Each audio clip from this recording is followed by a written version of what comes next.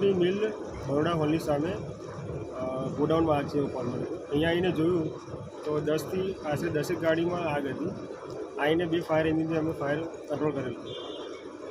Sir આગનું મુખ્ય કારણ શું છે? આગનું કારણ જાણવા મળેલું નથી. વારંવાર આ જગ્યા પર કેમ આગ લાગે છે? સાહેબ લાગે છે ઘડી ઘડી? એ રીઝન તો અમે ના કહી શકીએ ને. આપણું નામ? સુરેશ ભાલિયા, સર સૈનિક, પાનગર ફાયર સ્ટેશન.